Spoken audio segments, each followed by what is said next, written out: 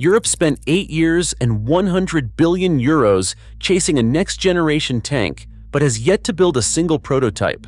Meanwhile, South Korea delivered 200 cutting-edge K2 tanks to Poland in less than 2 years. If the official future is MGCS, why are NATO's eastern flanks switching sides? The real crisis isn't just delay, it is what happens if Europe can't catch up. In 2017, defense ministers from France and Germany stood together to announce a new chapter for European armor. Their plan was bold: replace the Leopard 2 and the Leclerc with a single, next-generation tank built by a partnership of the continent's biggest names, Nexter, Rheinmetall, and Leonardo. The goal was clear: design a ground combat system so advanced it would outpace any rival, with initial operational capabilities set for 2035 and ambitions stretching to 2040. Early statements promised a leap in firepower, sensors, and survivability, with a budget that would eventually reach into the tens of billions of euros.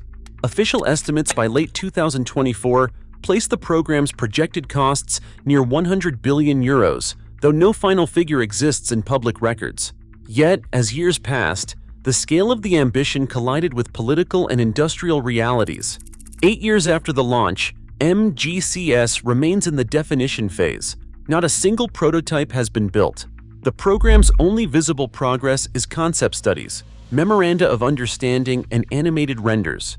Each step forward has been met by new hurdles, work-share debates, leadership rivalries, and shifting requirements.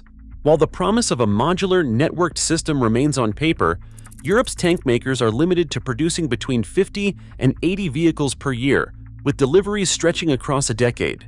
As budgets balloon and timelines slip, the gap between MGCS's original vision and its stalled reality has only grown wider.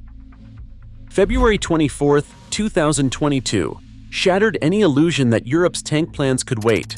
The Russian invasion of Ukraine triggered the largest ground war on the continent in decades, and suddenly the promise of future systems gave way to the realities of combat. European armies scrambled to support Ukraine, sending hundreds of tanks and howitzers east, but the limits of their own readiness became impossible to ignore. In Germany, the availability of the PZH 2000 self-propelled howitzer dropped to just 40% as stocks dwindled and spare parts ran short. Defense ministers faced urgent questions. How quickly could European industry replace what was lost? The answer was sobering. At best, factories could turn out 50 to 80 new tanks per year, a fraction of what the situation demanded. Inside the MGCS program, technical debates hardened into outright deadlock. France insisted on an unmanned turret and a fully automated loader, betting on leapfrog technology to give crews better protection and faster firing rates.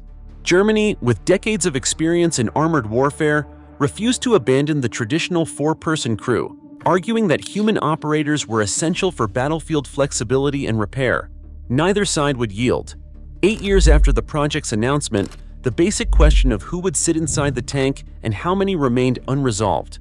As Russian forces pressed deeper into Ukraine, Europe's most ambitious defense project was still stuck in the definition phase, with no prototype, no fixed specifications, and no clear timeline. The urgency of war collided with the inertia of compromise, leaving armies exposed while the next generation remained trapped on the drawing board. Poland's decision to procure the K2 Black Panther from Hyundai Rotem was never just about buying tanks off the shelf. In August 2025, Warsaw signed a contract for 180 additional K2 Black Panther tanks, building on an earlier order and anchoring a plan for up to 1,000 units under a sweeping framework agreement. The centerpiece of this deal is not the number of tanks, it is the commitment to build them at home. By 2026, the Bumar Labadi facility in Gliwice will begin assembling K2PL tanks, backed by a technology transfer agreement that brings South Korean manufacturing expertise directly onto Polish soil. The agreement includes equipment, training, and direct access to production know-how, and that technology transfer is central to the plan. Under the roadmap, production is divided into phases. The first 116 tanks arrive from South Korea between 2026 and 2027. That is followed by 3 K2PL prototypes built abroad for validation. After that, the line in Gliwice takes over, with plans to assemble at least 61 K2PL tanks domestically by 2030 using tools and equipment supplied by Hyundai Rotem. This approach does more than rearm Poland's forces. It revives heavy armor manufacturing in Silesia, drawing on local suppliers and technical schools. Official statements highlight the ambition to restore sovereignty in defense production, but the details reveal a broader industrial strategy. The facility will anchor maintenance and overhaul for both imported and locally built tanks, laying the groundwork for long-term sustainment and potential exports. That long-term sustainment capability is a key part of the industrial case. While government releases avoid specific job figures, the scale of the investment signals thousands of new roles across the supply chain, from engineers to welders. The program is designed to rebuild domestic capacity, from component suppliers to maintenance depots. For Poland, the K2PL project is not just about speed of delivery, it is about embedding advanced armored vehicle production within its borders, setting a precedent that other NATO members are now watching closely. Tank procurement in Europe has become a numbers game, where speed, volume, and price determine who can actually field new armor before the next crisis.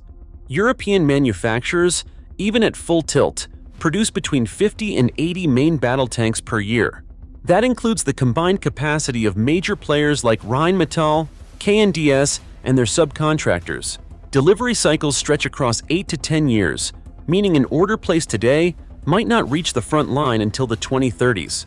For armies facing immediate threats, these timelines simply do not add up. On the other side, South Korea's Hyundai Rotem has demonstrated a sustained output of over 100 tanks annually, with proven ability to ramp up when contracts demand.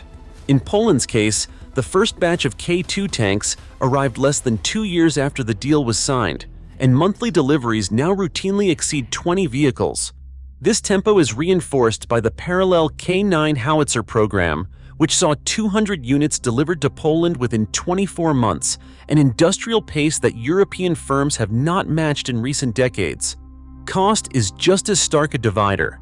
The latest Leopard 2A8s, Europe's interim solution, are priced between $15 and $20 million per tank. By comparison, the K2 Black Panther lands in the $8 to $10 million range, even when factoring in local production and technology transfer. These differences multiply quickly across battalion orders, reshaping national budgets and procurement strategies. For countries like Romania, Norway, and Finland, the ability to buy twice as many tanks for the same investment and to receive them within 2 years changes the calculus entirely. The risk for Europe is not just losing contracts, it is watching the center of armored manufacturing shift east as NATO allies quietly adopt a Korean model that delivers at scale, on time, and within reach. Romania is now deep in talks to acquire more than 300 K2 tanks, seeking a rapid solution for its aging armored fleet. Norway has launched a formal evaluation, weighing the K2 against the Leopard 2A8 for a 52-tank replacement program. Finland, after years of operating Leopard 2 tanks, is actively testing the K2 as it plans future upgrades. Even Greece, long reliant on German platforms, has entered discussions with Seoul after repeated delays on European deliveries. These 4 countries span NATO's northern and southeastern flanks, each with different security needs, but all facing the same bottleneck: European production lines booked years in advance. Their procurement teams have issued requests for proposals, visited Korean assembly plants, and commissioned cost analyses for local assembly. As these negotiations unfold, the map of European armor is beginning to shift, with new centers of decision-making stretching from the Baltic to the Aegean. By late 2024, Korean defense firms account for more than half of all new self-propelled howitzers delivered worldwide since 2000, a figure that now shapes the future of European armored production. Analysts warn that if just 3 to 5 NATO armies finalize K2 or K9 licensing agreements before 2030, the center of gravity for tank manufacturing could shift decisively away from traditional European suppliers. Under this scenario, licensed production lines, like Poland's K2PL facility, spring up across the continent, delivering hundreds of Korean-designed vehicles each year while MGCS remains locked in its planning phase. The result is a stark choice: Either Europe resolves its joint tank program within the next 2 to 3 years, or it risks seeing its own factories retooled to assemble foreign designs by the end of the decade. Right now, European tank production faces a crossroads: debate or delivery. As Korea transfers not just tanks but technology, NATO's industrial map is being redrawn in real time. The next generation of armor may not wait for consensus. The future of European defense is being built, just not where expected.